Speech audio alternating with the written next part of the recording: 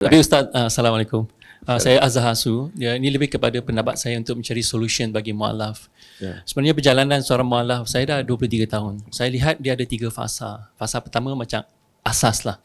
Bila kita mula masuk Islam, mudah untuk kita terap ilmu. Sebab kita talk about basic requirement, we talk about easy to follow dan practice. Tak confuse, basic understanding of Islam, saya rasa mudah. Tapi dia jadi sebagai mencabar bila dia masuk ke tahap intermediate, di mana saya lihat macam ada different opinion from ustaz-ustaz yang menyebabkan kita nak terima ilmu, kita rasa susah, dan juga practices pun berbeza sometimes. Mungkin tak ada ilmu kita ni. But dia jadi lebih parah lagi bila kita masuk ke tahap advance, which is perbalahan antara tokoh-tokoh ilmu kita sendiri yang menyebabkan kita rasa macam, how am I going to follow now? Jadi saya takut ada unsur confused. Okay, it's good, very good. Yeah. Okay, sir. You Ustaz. Okay. Yeah. Pertama,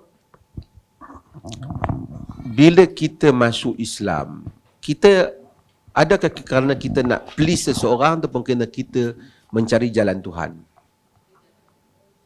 Kita nak pergi pada Allah Ta'ala, betul tak? Macam mana kita nak berhubung dengan Allah? Kita tidak melihat Allah, betul tak? Agama lain pun mendakwa mereka berhubung dengan Tuhan juga. Tapi beza antara Islam dengan agama lain, agama Islam adalah berkaitan dengan the real, the authentic revelation. Wahyu yang authentic. Betul tak? Apa beza dakwaan agama lain yang berpuasa dengan berpuasa dengan Islam? Berpuasa dalam Islam ini ialah agama yang datang daripada Tuhan itu sendiri. Inna ad-dina 'indallahil Islam. Agama di sisi Allah Islam. Saya buat satu benda untuk dipaham. Dulu-dulu saya suka buat contoh ni, tapi lama tak buat ni, boleh ya.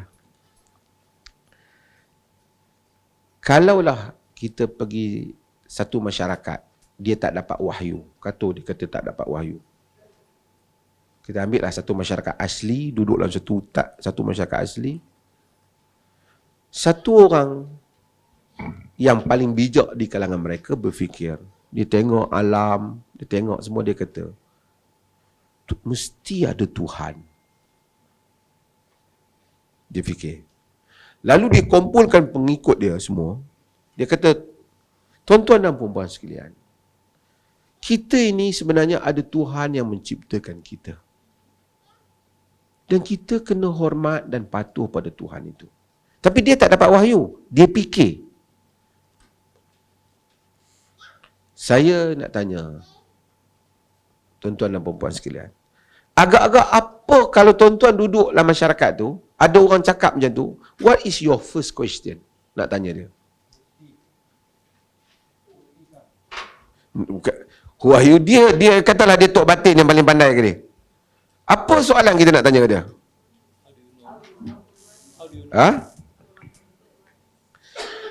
Kalau kita agree dengan dia, kalau kita agree Tuhan ada, apa kita tanya? How do you know? Nak buat macam mana? Ya, kita akan tanya, Tuhan tu macam mana? Betul tak? Kedua, mungkin kita akan tanya, Tuhan mau kita buat apa supaya kita hormat dia? Betul tak? Kita kena minta pertolongan dengan Tuhan. Macam mana cara kita nak minta? Betul tak? Kalau dia tidak ada wahyu, kalau dia tak ada wahyu, tak ada wahyu yang sampai pada dia, tak ada revelation, dia kata, give me time, sometime. Dia pun balik fikir, macam mana ya? Dia pun mula start tengok keadaan sekeliling. Itulah menyebabkan dia buat berhala. Bila dia buat berhala, manusia ini dia punya limitation, dia punya khayalan dia berdasarkan kepada apa yang dia tengok. Sebab itu kita tengok Tuhan sesuatu bangsa tu lebih kurang dengan muka bangsa tu sendiri. Betul tak? Tuhan orang asli macam muka orang asli. Betul tak? Tuhan orang Cina Kan? Gadis yang cantik terbang. Bukan gadis Melayu dan bukan gadis India. Cina. Bahkan kadang-kadang bila manusia mereka, sebab tu Jesus di India tu saya sebut, pun dia kulit hitam. Gelap sikit. Pasal sesuai dengan orang India tengok kan. Kan nak sembah pemuda barat pula. Jesus di barat tu macam pemuda barat. Jesus bukan orang barat. Jesus adalah orang, dia Jew. Tapi itulah manusia punya limitasi. Kalau dia nak buat Tuhan yang garang, dia buat takut gigi apa semua, tangan. Tapi tangan, muka, itu semua adalah merupakan apa? Version khayalan yang manusia. Kerana manusia hanya boleh berkhayal apa yang dia lihat, atau yang dia sentuh, apa yang dia tengok, apa yang dia dengar. Kan? Cuba tengok. Apa alien yang dibuat oleh filem-filem daripada Hollywood. Hebat kan? Alien dia pun macam tu, macam ada gigi, ada, dia mesti dia campur ikan, campur orang, campur, jadilah alien dia. Betul tak? Sebab itu, Tuhan ini, pertama kesesatan yang akan berlaku, kehendak betul. Kerana manusia memang dibekalkan oleh Tuhan, oleh Allah, untuk mempercayai tentang the existence of God. Mempercayai kewujudan Allah. Tetapi, kewujudan itu jika tidak dikawal oleh wahyu, kepercayaan itu jika tak dikawal oleh wahyu, dia akan menyebabkan Tuhan yang palsu. Seminggu dia pun datang, Tuhan tu.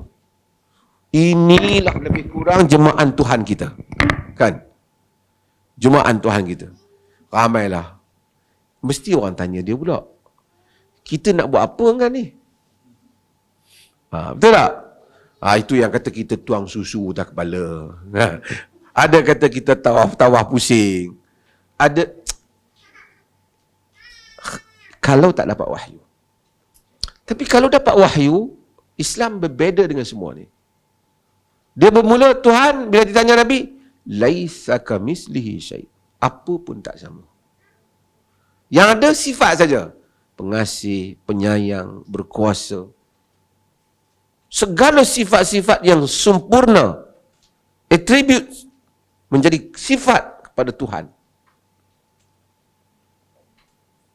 Itu wahyu. Faham tak? Bila wahyu orang tanya Nabi, nak macam mana? Apa beza ibadat Islam dengan ibadat bukan Islam?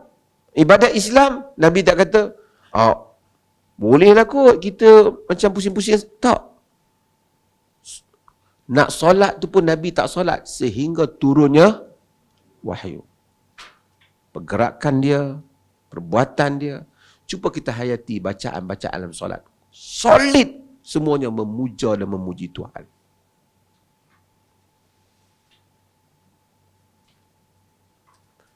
Sebab itu, kita apabila masuk Islam, kita mencari Allah ni. Kita nak mengabdikan diri kepada Allah seperti yang Allah kehendaki, bukan seperti yang kita kehendaki. Kalau seperti yang kita kehendaki, agama-agama lain pun ramai seperti kita kehendaki. Tapi kita tidak ada jalan untuk mengetahui apa yang Allah kehendaki, melainkan Al-Quran dan Sunnah. Itu dulu kita kena letak dalam kepala kita. Awak ustaz ke, awak syekh besar ke, awak mufti, awak bukan Nabi. You tak ada wahyu. Wahyu hanya kepada insan yang bernama Muhammad bin Abdullah. Sebab itu kita tak asyhadu an la ilaha illallah. Tak berhenti ke situ saja. Wa asyhadu anna Muhammadan Rasulullah. Aku menyaksikan Muhammad Rasulullah. Kenapa? Untuk kita tahu, untuk sampai kepada Allah, tak ada cara melainkan cara yang diberitahu oleh Muhammad. Ini saja authentic messenger. Yang the last. Yang sebelum tu tak apalah. Prophets yang lain semua dah. Ini untuk kita. Bila kita tahu hal ini, kita kena tahu semua orang yang datang selepas baginda tidak terpakai cakapnya, melainkan selaras dengan cakap dia, Nabi. Betul tak? Very simple. Paul ke apa ke, kita bukan macam Christianity. Paul pun boleh, Jesus pun boleh. No. Only one. Hatta cakap Abu Bakar dan Omar tak diterima kalau tak sama dengan cakap Nabi. Of course lah cakap mereka sama.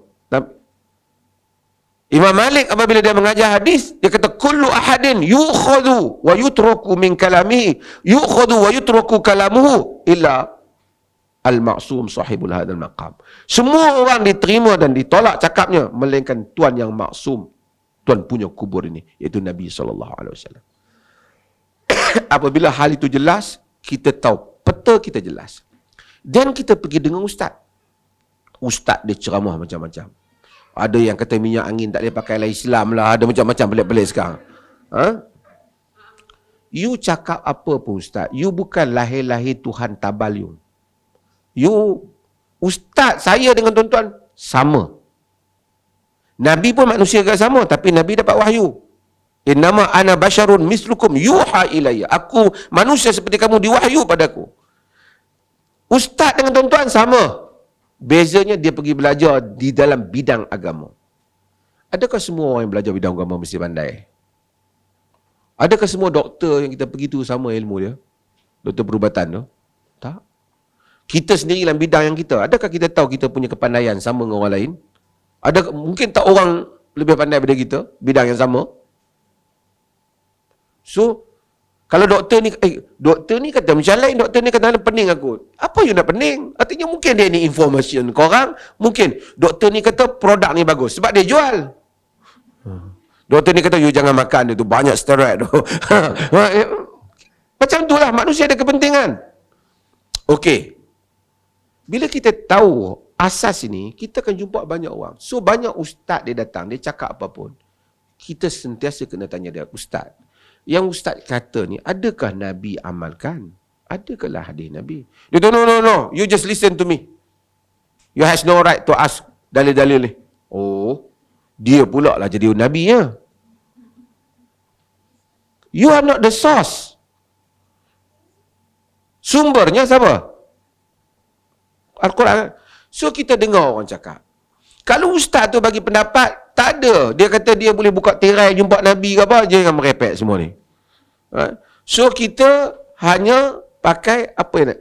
Kalau dia bagi dalil, kita follow. Kalau dia tak nak bagi dalil, kita cari dalil. Okey. Dalam masa yang sama, kita juga accept. Sometimes, atau banyak juga benda yang boleh satu dua pandangan yang berbeza. Tapi asasnya mesti sama. Macam saya sebut tadi. Kalau ada ustaz berbalah, intellectual ni, dalam dunia intellectual tu memang macam tu lah.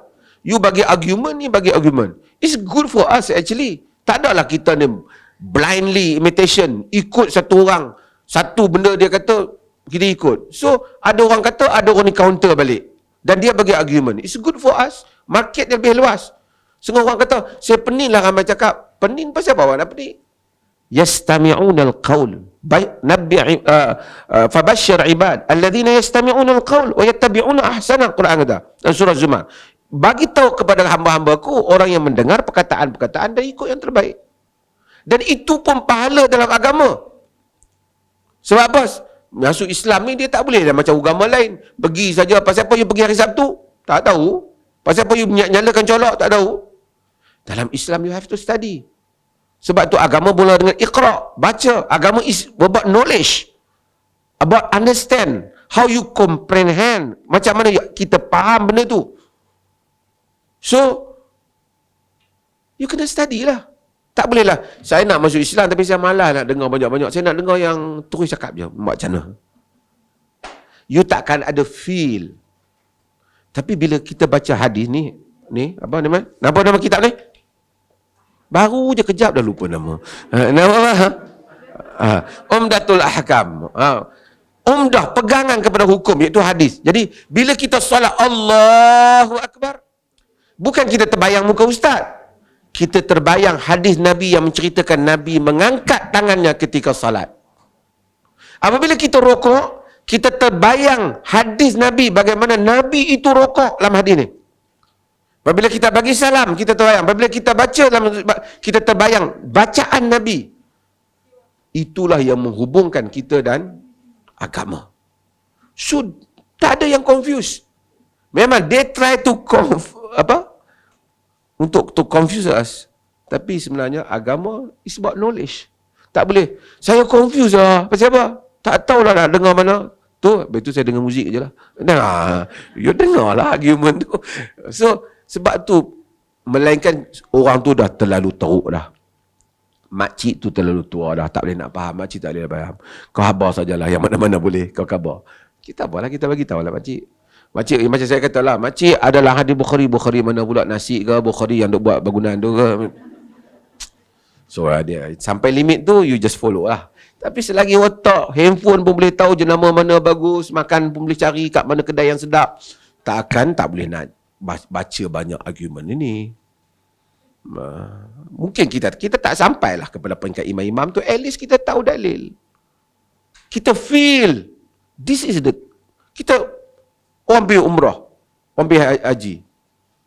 Kau tak ikut ustaz kata pusing-pusing. Tak sama dengan orang kata wattakhidu min maqami Ibrahim musalla. Ambillah makam Ibrahim itu sebagai solat. Terasa ayat Quran tu apabila kita solat. Sebab kita deal direct. Bukan kita boleh faham direct, tapi kita baca teks tu. Apabila ada benda yang tak boleh kita faham, of course scholars akan tolong kita. Ulama akan tolong kita. Tapi ulama macam tu saya kata, dia ada banyak argument. Kita boleh. Tak, saya sebut buat contoh banyak kali lah. Kita bukan engineer. Kita nak pergi beli kereta. Bila nak pergi beli kereta, kita tengok kereta. Kita pergi satu syarikat beli kereta. Tengok salesman dah. Kereta ni bagus lah. Ni, awak engineer lah. Saya bukanlah, saya kerja accountant. Kalau awak kerja accountant, kereta awak jangan tanya bagus tak bagus. Ini bahagian engineer. Saya jual, awak beli je lah. Boleh dia cakap macam tu? Kita kata saya nak beli kereta lain. Awak nak beda-beda, awak engineer ke? Kereta saya awak belilah. Kita kata, engineer bagus abang. Dia minyak. Oi, awak jangan tanya, awak bukan engineer. Ini awak accountant kerja kira je duit. Jangan awak nak tanya engineer. Awak kerja awak beli je kereta ni. Awak kata saya tak mau beli, ni saya nak pergi Toyota. Awak tahu ke perbezaan kereta ni? Awak pernah belajar engineering ke? Kalau awak tak belajar engineering, apa yang salesman kata, awak beli je. Boleh buat macam tu? Kita tak mau lah pasal apa? Kereta kita nak pakai. Kita tak kata pula, aku memandangkan aku bukan engineer, apa saja yang salesman kata, aku beli je. Boleh tu? Mana boleh? Agama. Yang kita nak amal Tuhan. Takkan saya dengar satu ustaz je, saya dengar lah banyak. Kemudian saya nak dengar argument dia, yang mana lebih sound. Kalau dah ada perbezaan. Kereta pun kita yang tak engineer pun kita cari. Handphone, kita tahu semua ni. Yang mana bagus tak bagus. Kita dengar juga. Ini lebih bagus, kita baca review. Oh, baca review. Ikut je lah. Awak kan lebih pandai daripada apa yang buat tu. Ini semua dominasi golongan agama. Yang cuba nak control over mind some people, manusia majority ni. So you just follow me. Because bila awak ikut saya ada kekuatan, saya ada duit, awak akan bagi duit kat saya, awak akan bagi ni, awak akan follow saya. Agama pun sometimes, bukan Islam saja, Judaism, Christianity, Islam, semua je benda yang sama. Kerana mencari pengaruh, kerana bila ada pengaruh, ada kedudukan, ada pengikut, boleh ada harta. Ini very dangerous. So we ikut Quran dan Sunnah. Memang kita tak nafikan scholars, kita ikut scholars, tapi kita bersedia mendengar banyak, bukan mendengar satu pendapat. Tak boleh kalau satu ustaz kata, ni kalau dah baru masuk Islam ni dengar je lah, jangan duk pergi tanya banyak-banyak ya. Itu you reject from the first day. Kata kami nak keluar daripada kebodohan kepada kepandaian, awak nak masuk company kepada kebodohan yang baru pula. Otak awak macam mana awak tahu lebih baik pada otak orang? Hatta apa yang saya kata, not necessarily you accept apa yang saya kata, you kan boleh pergi balik. Tak boleh kata saya mufti ya, you kata ikut je. No, saya tak pernah kata itu. Mungkin saya punya pendapat salah. You boleh argue dengan saya. So open to discuss.